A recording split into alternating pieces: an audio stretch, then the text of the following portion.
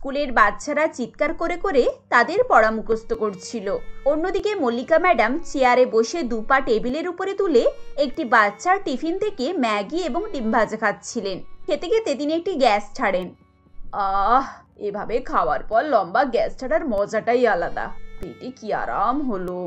এদিকে বাচ্চারা হেসে বলে, এই দেখ ম্যাডাম কি জোরে গ্যাস ছেড়েছে।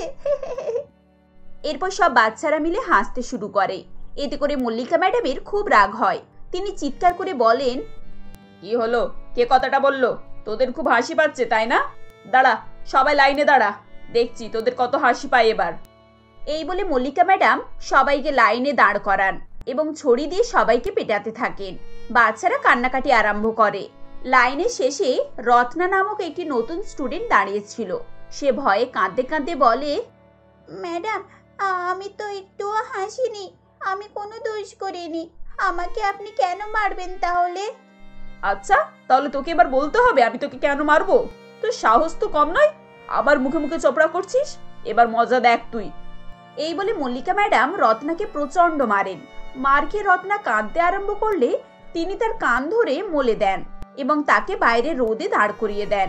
স্কুলের প্রথম দিন এত মার খাওয়ার পর বাচ্চাটি অজ্ঞান হয়ে যায়। অন্যান্য শিক্ষক শিক্ষিকারা তাকে ধরাধরি করে কমন রুমে নিয়ে আসে। এসব কিছু দেখে প্রিন্সিপাল ম্যাডাম বলেন, আরে এই বাচ্চাটা তো প্রথম স্কুলে এসেছে আজ, এভাবে অজ্ঞান হয়ে গেল কেন? কি সমস্যা? আচ্ছা মল্লিকা ম্যাডাম, এ তো আপনার ক্লাসেই ছিল, কি এমন হলো যে এরকম ভাবে অজ্ঞান হয়ে গেল? আমি কি জানি, আমার মনে হয় ওর কোনো সমস্যা রয়েছে, তাই এভাবে অজ্ঞান হয়ে গেছে। আর না হয় দেখুন পড়াশোনা করার কোনো ইচ্ছা নেই, জোর করে পাঠানো হয়েছে তাই নাটক করছে। বাচ্চারা খুব ভয় পেয়ে যায় এবং কেউই মল্লিকা ম্যাডামের বিরুদ্ধে কিছু বলতে পারে না। কিছুক্ষণ পর জল ছিটিয়ে দেবার পর রত্নার জ্ঞান ফেরে। সে এতটাই ভয় পেয়েছিল যে তার মুখ থেকে কোনো কথাই বের হচ্ছিল না। সে ভয়ে বাড়িতেও কাউকে কিছুই বলে না। তার মা বাবা খুবই গরিব ছিল, তারা অনেক কষ্ট করেই টাকা জমিয়ে রত্নাকে ভালো স্কুলে ভর্তি করে। তাদের ইচ্ছে ছিল তাদের মেয়েকে ভালো শিক্ষা দেওয়ার, কিন্তু তারা জানতেন না যে স্কুলে এরকম একজন শিক্ষিকা আছেন যিনি শিক্ষা দেওয়ার বদলে বাচ্চাদের মনোবল ভেঙে দেন। এভাবেই দিন চলতে থাকে। একদিন মল্লিকা ম্যাডাম তার বাড়িতে বসে এক কড়া ডিমের তরকারি নিয়ে খাচ্ছিলেন এবং গ্যাস ছাড়ছিলেন। তার স্বামী সৌরভ বাবু বিরক্ত হয়ে বলেন, এসব কি ধরনের খাবার মল্লিকা? তুমি ভাত রুটি দিয়ে দু একটা ডিম খাও ঠিক আছে, কিন্তু এইভাবে এক কড়া ডিম নিয়ে কেউ খেতে বসে? এতে করে তো তোমার গ্যাস হবে। হবে হবে, গ্যাস হবে, আবার বেরিয়ে যাবে, সমস্যা কোথায়? ডিমের তরকারি আমার খুব ভালো লাগে, ডিম ছাড়া আমি ভাবতেই পারি না। এসব কিছু শুনে মল্লিকা ম্যাডামের শাশুড়ি অন্নপূর্ণা দেবী বলেন, হ্যাঁ হ্যাঁ, হাঁড়ি হাঁড়ি ডিম খাও আর আমার পরিবারের অমঙ্গল ডেকে আনো। হে উপরওয়ালা, আমি কেন যে এই মেয়েকে আমার বাড়িতে বউ করে আনলাম? আমরা শুদ্ধ শাকাহারী, আমাদের বাড়িতে মাছ মাংস ডিম জীবনে উঠতো না, আর এই মেয়ে আসতে না আসতেই আমার বাড়িটাকে পুরো অশুদ্ধ করে দিল। ডিম ছাড়া তো এক পাও চলতে পারে না। আপনি থামুন তো, দিন রাত খালি গজ গজ গজ গজ, এই গজ গজানি শুনে না আমার কান পেকে গেল। আমি ডিম খাচ্ছি তো আপনার কি সমস্যা? আপনার যদি ইচ্ছা হয় তাহলে আপনিও একটু খেয়ে দেখুন, এই নিন খান। চি চি চি চি চি চি, দূরে সরে যাও, সরে যাও। এই জন্যই তো উপরওয়ালা তোমার উপরে রেগে আছে, এই জন্যই তো তোমার একটাও সন্তান হয়নি। তুমি ঈশ্বরকে রাগিয়েছো, তার ফল তো তুমি পাচ্ছই। ফল না ঘোড়ার ডিম, আমি অনেক শান্তিতে আছি। এমনিতেও আমার বাচ্চা কাচ্চা ভালো লাগে না, বাচ্চা দেখলেই আমার মাথা থেকে পা পর্যন্ত একদম গরম হয়ে যায়। ডিসগাস্টিং। তুমি বাচ্চাদেরকে সহ্য করতে পারো না, তাহলে ওদেরকে পড়াও কি করে? তোমার কাছে বাচ্চারা পড়ে কেন শুনি? পড়াই? কে, আমি পড়াই? আপনাদের কি তাই মনে হয় নাকি? আরে আমি তো ওদেরকে পড়াই কম আর মারি বেশি। বাচ্চাগুলোকে মারতে যা মজা লাগে না কি বলবো। বলি তুমি মানুষ নাকি পিশাচ? ওই ছোট ছোট বাচ্চাগুলোকে মারতে তোমার ভালো লাগে? তাহলে শুধু শুধু পড়াতে যাও কেন শুনি? কেন যাই? টাকার জন্য যাই। আমার শুধু টাকাটাই দরকার, টাকা পেলে আমার আর কোনো কিছুই চাই না, তাই আমাকে স্কুলেও যেতে হয়। আমি কত টাকা ইনকাম করছি, তাতেও তোমার শখ সাথ মেটে না। তুমি এইভাবে যে বাচ্চাদের উপর অত্যাচার করছো। না, ওতে তো আমার সব স্বাদ মেটে না, আমার আরো টাকা চাই। শোনো, আমার যা খুশি আমি তাই করব, তোমরা নিজেদের চরকায় তেল দাও, আমাকে এখন বোঝাতে এসো না। পরের দিন মল্লিকা ম্যাডাম স্কুলে যান। স্কুলে ঢুকে বলেন, এই বাচ্চারা, তোমরা সবাই টিফিন খুলে বসো। মল্লিকা ম্যাডামের কথা শুনে রত্না পূজাকে বলে, আরে পূজা, অন্যান্য ম্যাডামরা তো আমাদেরকে বই খুলতে বলে, আর মল্লিকা ম্যাডাম কেন টিফিন খুলতে বলছেন? কেন বলছে তুই এক্ষুনি বুঝতে পারবি। এরপর মল্লিকা ম্যাডাম সবার টিফিন খুলে খুলে দেখেন যে বাচ্চাগুলো টিফিনে ডিম এনেছিল তাদেরকে বাদ দিয়ে বাকি সবাইকে মারধর করেন।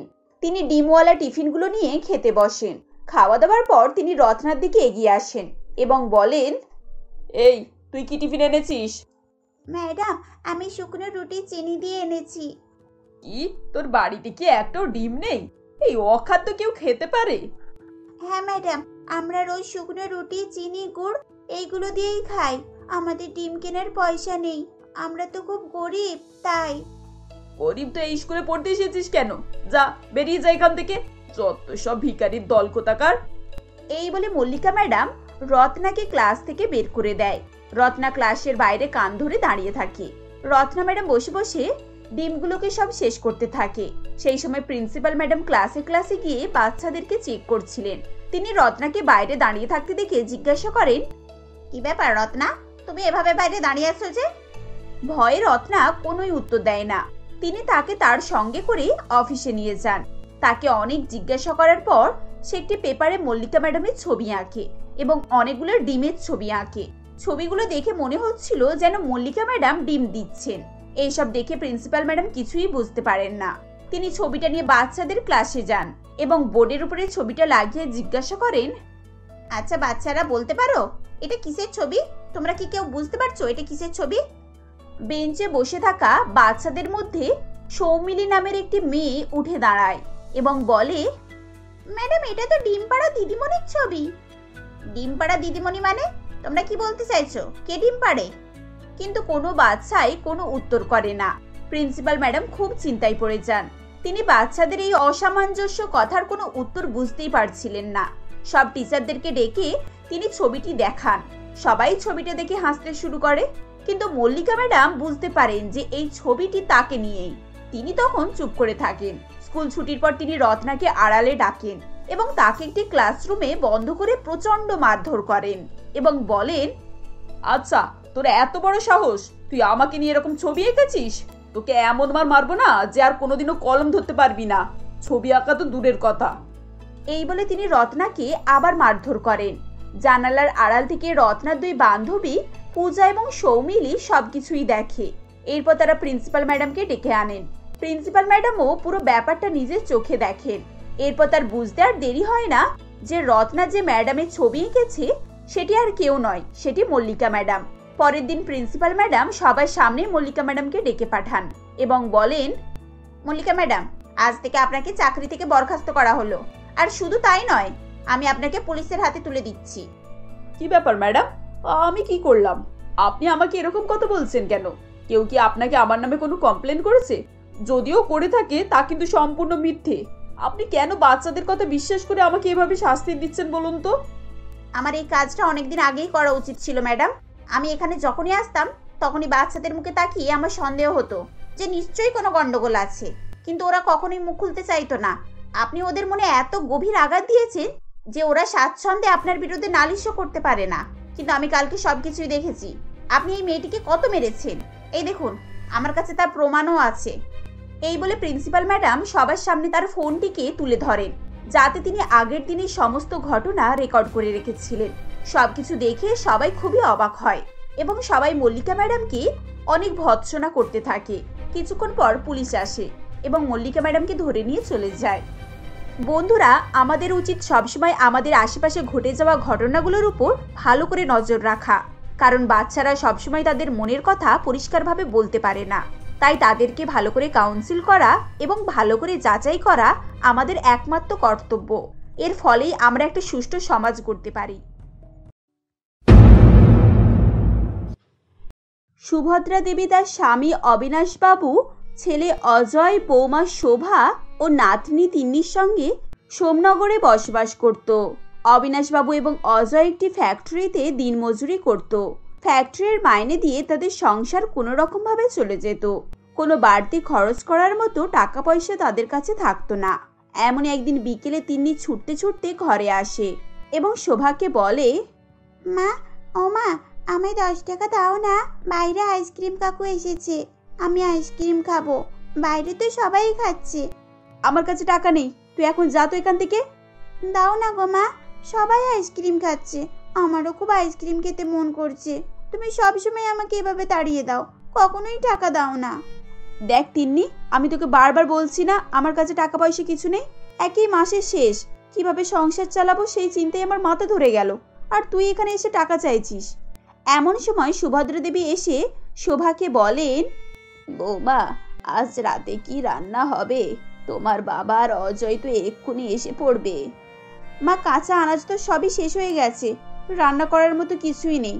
দুপুরের কিছু তরকারি বেঁচে রয়েছে, এখন আমি কিছু রুটি করে নিচ্ছি, রাতে ওটা দিয়েই খাওয়া হয়ে যাবে। ঠিক আছে, তাই করো, না হয় তুমি রুটিগুলো করো, আমি এখানে খাবার জোগাড় করছি। এর মধ্যে অজয় এবং অবিনাশবাবু এসে উপস্থিত হন। শোভা তাদেরকে রুটি এবং সবজি খেতে দেয়। এক টুকরো রুটি সবজি মুখে নিয়ে অজয় বলে, ইস, এটা কবেকার সবজি শোভা, এত গন্ধ হয়ে গেছে, আবার খেতে টকটকও লাগছে। সে কি, আমি তো সব তরকারি গরম করেই রাখলাম, তাও টক হয়ে গেল। আচ্ছা দাঁড়াও, আমি আচার এনে দিচ্ছি, আচার দিয়ে সবে আজকে রাতটুকু খেয়ে নাও। এত গরমে সব নষ্ট হয়ে যাচ্ছে, আর দুদিন ছাড়াই সবজি টক হয়ে যাচ্ছে। কি করে এই ঝামেলা থেকে বাঁচা যায় কে জানে। খুবই সহজে বাঁচা যাবে ঠাম্মি, আমাদের একটা নতুন ফ্রিজ কেনো, সব সবজি ফ্রিজে রাখবে, দেখবে সবকিছু টাটকার ফ্রেশ থাকবে, আর আমিও যখন ইচ্ছে ফ্রিজে আইসক্রিম বসিয়ে খেতে পারবো। বাবা, ফ্রিজ, সে তো অনেক টাকার ব্যাপার। আমাদের মতো গরিবদের কি আর ফ্রিজ কেনার সামর্থ্য রয়েছে? কেন নেই, হাবলু, চড়ুই, মনি সবার বাড়িতে তো ফ্রিজ আছে, শুধু আমাদের বাড়িতেই নেই। ও বাবা, তুমি আমাদের একটা ফ্রিজ কেনো না গো। ব্যাস, আবার কান্না শুরু হয়ে গেল। এই মেয়েটা সারাদিন আমার মাথা খারাপ করে দিচ্ছে। এই, এখন চুপ করে খেয়ে ঘুমাতো। খাওয়া দাওয়ার পর সবাই ঘুমিয়ে পড়ে। বিছানায় শুয়ে শোভা অজয়কে বলে, তোমার মেয়েটা না দিন দিন বড্ড জেদি হয়ে যাচ্ছে, আজ সারাদিন আইসক্রিম খাবে বলে বায়না করেছে, আবার রাতে দেখো ফ্রিজ করে ভালো করে না খেয়ে শুয়ে পড়লো। ও বাচ্চা মেয়ে, ওর দোষ কোথায় বলো? সত্যিই তো পাড়ার সবার ঘরেতেই ফ্রিজ আছে, শুধু আমাদের ঘরেই নেই। গরমটাও খুব পড়েছে, একটু ঠান্ডা জল পেলে প্রাণটা জুড়োই, কিন্তু এই ফ্রিজ কেনার মতো তো টাকা পয়সা আমার কাছে নেই। তুমি মন খারাপ করো না গো, উপরওয়ালা আমাদের যখন ভালো দিন দেবেন, দেখবে তখন আমাদের বাড়িতেও ফ্রিজ আসবে। এভাবেই কথা বলতে বলতে তারা শুয়ে পড়ে। পরের দিন সকালে শোভা অজয়কে বলে, এই, তোমার কাছে 200 টাকা হবে? বাজারে সবকিছু শেষ হয়ে গিয়েছে, রান্না করার মতো কিছুই নেই বাড়িতে। এরপর অজয় প্যান্টের পকেট থেকে খুঁজে 50 টাকা বের করে এবং সেই টাকাটা শোভাকে দিয়ে বলে, আমার কাছে এই 50 টাকাই পড়ে আছে, দেখো এতে যা হয় নিয়ে আসো। শোভা 50 টাকা নিয়ে বাজারের দিকে রওনা হয়। কিছুক্ষণ যাওয়ার পর সে লক্ষ্য করে একটি দোকানে অনেক ভিড় জমে আছে। এত ভিড় দেখে সে দোকানদারটির সামনে এগিয়ে যায় এবং সেখানে গিয়ে এক মহিলাকে জিজ্ঞাসা করে, আরে দিদি, এখানে এত ভিড় কেন, কিছু হয়েছে নাকি? না না, কি আর হবে, সবাই লটারি কাটছে, তাই এত ভিড়। এরপর সে ভিড়ের মধ্যে দোকানদারের গলার আওয়াজ পায়। দোকানদার চিৎকার করে বলছিল, দিদিরা, দাদারা, আগিয়ে আসুন, চটপট করে লটারির টিকিট নিয়ে যান আর পেয়ে যান নামি দামি উপহার। প্রথম পুরস্কার বিজয়ী পেয়ে যাবে 2 লাখ টাকা, পরের দ্বিতীয় পুরস্কার আছে 1 লাখ টাকা, আর বাকি 3 জনের জন্য কিছু না কিছু উপহার আছে। আজ আমাদের লটারিতে থাকছে 5টি উপহার। মাত্র 50 টাকার লটারিতে আপনাদের ভাগ্য পরীক্ষা করে নিন। দোকানদারের কথা শুনে শোভা মনে মনে চিন্তা করে, আরে বাহ, এখানে তো বেশ ভালো ভালো উপহার আছে, যদি একটা কিছু লেগে যায় তবে সেই টাকা দিয়ে আমাদের বাড়িতে ফ্রিজ কেনা হতে পারে। এইভাবে শোভা দোকানদারের কাছে গিয়ে বলে, এই নিন দাদা 50 টাকা, আমাকেও একটা লটারি দিন, আর বলছিলাম লটারির ফলাফল কখন জানতে পারবো? পরশুদিন আপনার ফলাফল জানতে পারবেন। খবরের কাগজে পুরস্কারের নাম্বারের সঙ্গে আপনার লটারি নাম্বার মিলে গেলেই 10টার সময় আমাদের দোকানে চলে আসবেন। এরপর শোভা লটারি নিয়ে বাড়ি ফিরে আসে। তাকে খালি হাতে ফিরতে দেখে সুভদ্রা দেবী বলেন, এ কি বৌমা, তুমি যে দেখছি খালি হাতেই ফিরে এসেছো, কিছু বাজার করে আনোনি? শোভা ভয়ে তাকে লটারির কথা বলতে পারল না।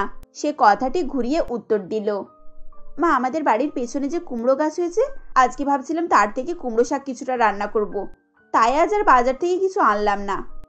তাহলে তাই করো, দাঁড়াও আমি শাক কেটে আনছি। এরপর সুভদ্রা দেবী কুমড়ো শাক কাটতে চলে যান এদিকে শোভা কাউকেই সেই লটারির কথা কিছুই বলে না। এভাবেই দুদিন কেটে যাওয়ার পর শোভা সকালে ঘুম থেকে উঠে মনে মনে বলে, আরে আজকে তো লটারির ফলাফল জানা যাবে, কিন্তু আমি এখন খবরের কাগজ কোথায় পাবো? হ্যাঁ, ও বাড়ির রিনা কাকিমারা তো খবরের কাগজ নেয়, কিন্তু উনি যা খিটখিটে, কি আর করা যাবে, যাই একবার তাদের বাড়ি দিকেই খোঁজ করে আসি। এরপর শোভা রিনা দেবীর বাড়ি যায় এবং তাকে গিয়ে বলে, কাকিমা তোমাদের খবরের কাগজটা একটু দেবে গো, আমার না একটু দরকার ছিল। কেন রে শোভা, হঠাৎ খবরের কাগজ নিয়ে তুই কি করবি? সোনা দানার দাম দেখবি নাকি? আসলে আমি আজকে আবহাওয়ার খবরটা দেখতে এসেছি। এখন যা গরম পড়েছে, এই গরমে প্রাণ বেরিয়ে যাচ্ছে, কবে বৃষ্টিটা হবে কে জানে, তাই একটু দেখতে এলাম আর কি। তা তোদের যখন এতই গরম লাগছে একটা ফ্রিজ কিনলেই তো পারিস। ফ্রিজের আর কত দাম, যে কেউ চাইলেই এখন ফ্রিজ কিনতে পারে। তবে তোদের যে আবার অবস্থা, তাতে মাটির কলসিতে জল ঢেলে খাওয়াই ভালো, কি বলিস? শোভা রিনা দেবীর এই সমস্ত টিটকিরি সবই শুনছিল, কিন্তু তার এসবের উত্তর দেওয়ার মতো কিছুই ছিল না। কিছুক্ষণ এভাবেই নানান রকম কথা শুনিয়ে শেষে রিনা দেবী শোভার হাতে খবরের কাগজটা দেন। শোভা আঁচল থেকে টিকিটটা বার করে আড়ালে গিয়ে লটারির নাম্বারের সঙ্গে মেলায় এবং লক্ষ্য করে যে তার প্রথম পুরস্কার লেগেছে। এটি দেখে সে খুবই আনন্দিত হয়ে যায় এবং হাতের টিকিট নিয়ে ছুটতে ছুটতে বাজারে যায়। এমন সময় তাড়াহুড়োতে এক ব্যক্তির সঙ্গে তার ধাক্কা লাগে এবং সেই ব্যক্তির সঙ্গে তার টিকিটটা পাল্টাপাল্টি হয়ে যায়। শোভা টিকিট নিয়ে দোকানদারের কাছে গিয়ে বলে, দাদা দাদা দেখুন তো, আমার এই নাম্বারটাই ফার্স্ট প্রাইজ এসেছে। কই দেখি, না এই নাম্বারের সঙ্গে তো আপনার ফার্স্ট প্রাইজের নাম্বারের মিল নেই, আপনার মনে হচ্ছে কোথাও ভুল হচ্ছে। আমি খবরের কাগজের সঙ্গে 2-3 বার মিলে তবেই এসেছি, আপনি একটু দেখুন না দাদা। এই নাম্বারটা বেরিয়েছে আর আপনার নাম্বারটা সম্পূর্ণই আলাদা। আপনি আর কিছুক্ষণ অপেক্ষা করুন, এখানে আরো 4টি প্রাইজ ঘোষণার কথা বাকি আছে।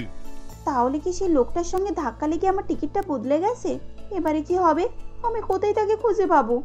এরপর শোভা বাজারের বিভিন্ন জায়গায় সে লোকটির খোঁজ করে। হাঁটতে হাঁটতে এক জায়গায় এসে দেখে সেই গরিব লোকটি তার পরিবার নিয়ে পথে বসে আছে এবং লটারির খবর পেয়ে তার পরিবার আনন্দে লাফাচ্ছে। সেই লোকটি ভীষণ দারিদ্র ছিল, তার কাছে থাকার মতো জায়গাও ছিল না। এইসব দেখে শোভার চোখে জল চলে আসে এবং সে মনে মনে বলে, এই লোকটি তো ভীষণই গরিব, এর কাছে থাকার মতো বাড়িও নেই। উপরওয়ালা মনে হয় এর ভাগ্যে এই টিকিটের উপহারটা রেখেছিলেন। যাকগে, এর কাছ থেকে আর টিকিটটা ফেরত নেওয়ার দরকার নেই, আমি বরং বাড়ি ফিরে যাই। এরপর শোভা সেই পথ ধরে বাড়ি ফিরে যাচ্ছিল। বাজারে যাওয়ার পথে সে লটারির দোকানদার শোভাকে ডেকে বলে, আরে দিদি, আপনি কোথায় ছিলেন? আমি কখন থেকে আপনাকে খোঁজ করছি। আপনার টিকিটে 4র্থ প্রাইজ লেগেছে আর আপনি 4র্থ প্রাইজে পাচ্ছেন একটি ডবল ডোর ফ্রিজ। দোকানদারের মুখে একথা শুনে শোভা আনন্দে আত্মহারা হয়ে ওঠে। সে কল্পনাই করতে পারছিল না যে তার লটারিতে ফ্রিজ লেগেছে। কিছুক্ষণ পর সে ফ্রিজ নিয়ে বাড়ি ফিরে আসে। বাড়িতে সবাই নতুন ফ্রিজ দেখে অবাক হয়ে যায় এবং সুভদ্রা দেবী শোভাকে বলে, আরে বৌমা, এত সুন্দর ফ্রিজ তুমি কোথায় পেলে? তুমি কোথা থেকে এটা কিনেছো? এত টাকাই বা কি করে এলো তোমার কাছে? মা, আমি আপনাদের কাছ থেকে একটা কথা লুকিয়েছিলাম। আসলে আমি ভয়ে আপনাদেরকে বলতে পারিনি। সেদিন বাজার থেকে আমি 50 টাকা দিয়ে একটা লটারি কেটেছিলাম আর আজ সেই লটারির পুরস্কার হিসেবে এই ফ্রিজটা জিতেছি। কি তুমি লটারিতে এত সুন্দর ফ্রিজটা জিতেছো নাকি? মা, এই ফ্রিজটা তো খুবই সুন্দর, এতে তো বরফও জমবে। এবার থেকে আমরা রোজ বরফ খাবো। হ্যাঁ মা, তোর যত ইচ্ছে তুই আইসক্রিম তৈরি করবি আর খাবি। কিছুক্ষণ পর অজয় এবং অবিনাশ বাবু ফ্যাক্টরি থেকে ফিরে আসেন এবং নতুন ফ্রিজ দেখে তারাও অবাক হয়ে যান এবং নানান ধরনের প্রশ্ন করতে থাকে। শোভা সবাইকে সমস্ত কথা খুলে বলে, যা শুনে তারা সবাই খুবই খুশি হয়ে যায়। সেই দারিদ্র লোকটির কথা শুনে সুভদ্রা দেবী বলেন, তুমি ঠিক করেছো বৌমা, সেই গরিব লোকের কাছ থেকে টিকিটটা ফেরত নাওনি। ওই টাকাটা আমাদের থেকে ওরই বেশি প্রয়োজন ছিল, আর আমাদের প্রয়োজন ছিল একটা ফ্রিজের, যা আমরা পেয়ে গেছি, এতেই আমরা খুশি। ফ্রিজ পাওয়ার পর থেকে শোভার পরিবারে সবাই স্বস্তির নিঃশ্বাস ফেলে। এরপর থেকে গরমে তাদের আর কোনোই কষ্ট থাকে না, তারা আনন্দে দিন কাটাতে থাকে।